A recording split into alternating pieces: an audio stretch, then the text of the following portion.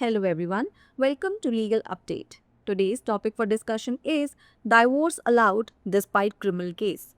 Why in news? Recently, the Allahabad High Court ruled in Angad Soni versus Arpita Yadav that a marriage can be dissolved by mutual consent even if one spouse has filed a criminal case against the other within 1 year of marriage by invoking the proviso to Section 14, subsection 1 of the Hindu Marriage Act 1955.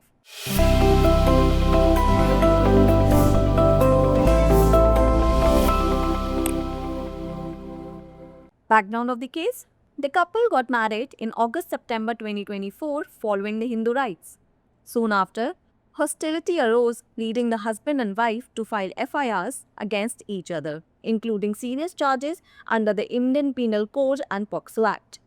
Despite ongoing criminal proceedings, both spouses filed for divorce by mutual consent under Section 13B of HMA, along with an application seeking relaxation of the mandatory 1 year waiting period under Section 14, subsection 1. The family court rejected their application for early divorce, agreed to the parties appealed to the Allahabad High Court. What were the court observations? The bench of Justice Vivek Chaudhary and Justice Brij Raj Singh observed that Section 14, subsection 1's proviso allows courts to relax the 1 year period if exceptional hardship or depravity is established. Considering the criminal cases and lack of hope for reconciliation, the court held that the proviso should be invoked. Continuing litigation would only cause mental and physical harassment to both the parties. The family court order was set aside, allowing the divorce proceedings after 6 months from March 26, 2025. What are the provisions involved? Section 13B of the Hindu Marriage Act 1955, which addresses divorce by mutual consent after a period of at least 1 year of marriage.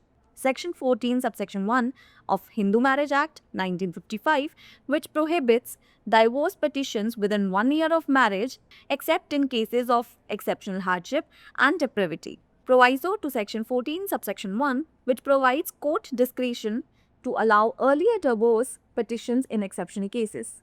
Case laws referred in the case: Mandeep Kaur Bajwa versus Chetanjeet Singh Randhawa. The Punjab and Haryana High Court observed that the proviso to Section 14, subsection 1 of the Hindu Marriage Act, divorce petitions can be allowed before 1 year if there is exceptional hardship to the petitioner or exceptional depravity by the respondent.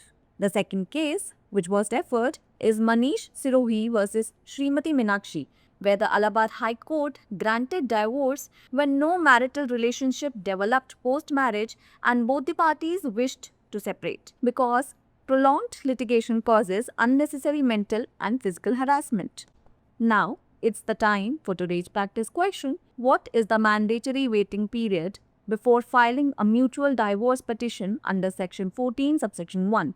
Option A, 6 months. Option B, 1 year. Option C, 2 years. Option D, no waiting period. Send us your answers in the comment section.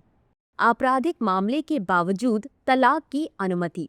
सबसे पहले देख लेते हैं चर्चा में क्यों है। हाल ही में इलाहाबाद उच्च न्यायालय ने अंगद सोनी बनाम अर्पिता यादव मामले में फैसला सुनाया कि हिंदू विवाह अधिनियम 1955 की धारा 14(1) के प्रावधान को लागू करके विवाह को आपसी सहमति से भंग किया जा सकता है, भले ही एक पति या पत्नी ने शादी के लिए 1 वर्ष के भीतर दूसरे के खिलाफ आपराधिक मामला दर्ज किया है। अब समझ लेते हैं मामले की पृष्ठभूमि।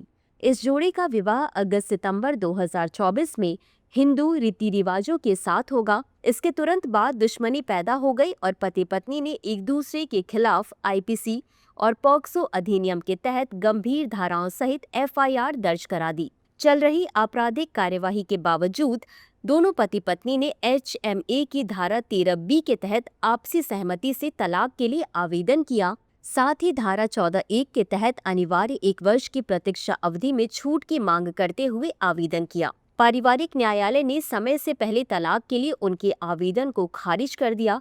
इससे व्यथित होकर दोनों पक्षों ने इलाहाबाद उच्च न्यायालय में अपील की। अब देख लेते हैं न्यायालय की टिप्पणी। न्यायमूर्ति विवेक चौधरी और न्यायमूर्ति बृजराज सिंह की पीठ ने कहा कि धारा 14(1) के प्रावधान अदालतों को 1 वर्ष की अवधि में छूट देने की अनुमति देता है। यदि असाधारण कठिनाई या भ्रष्टता स्थापित हो जाती है। आपराधिक मामलों और सुलह की आशा की कमी को देखते हुए न्यायालय ने कहा कि प्रावधान को लागू किया जाना चाहिए। मुकदमेबाजी जारी रखने से दोनों पक्षों को मानसिक और शारीरिक रूप से परेशान होना पड़ेगा। पारिवारिक न्यायालय के आदेश को रद्द कर दिया गया और 26 मार्च 2025 से 6 महीने बाद तलाक की कार्रवाई की अनुमति दे दी गई। शामिल प्रावधान। हिंदू विवाह अधिनियम 1955 की धारा 13B विवाह के कम से कम 1 वर्ष के बाद आपसी सहमति से तलाक का प्रावधान करती है। धारा 14(1) हिंदू विवाह अधिनियम 1955 विवाह के 1 वर्ष के भीतर तलाक की याचिका पर रोक लगाता है, सिवाय इसके कि विशेष कठिनाई या दरिद्रता के मामलों में। धारा 14(1) का प्रावधान असाधारण मामलों में पहले तलाक याचिका को अनुमति देने के लिए अदालत को विवेकाधिकार प्रदान करता है। अब देख लेते हैं इससे संबंधित केस को। मनदीप कौर बाजवा बनाम चेतनजीत सिंह रंधावा, पंजाब और हरियाणा उच्च न्यायालय। न्यायालय ने माना कि हिंदू विवाह अधिनियम की धारा 14(1) के प्रावधान के तहत यदि याचिकाकर्ता को असाधारण कठिनाई हो या प्रतिवादी की ओर से असाधारण चरित्रहीनता हो तो तलाक की याचिका 1 वर्ष से पहले भी स्वीकार की जा सकती है। मनीष सिरोही बनाम श्रीमती मीनाक्षी, इलाहाबाद उच्च न्यायालय।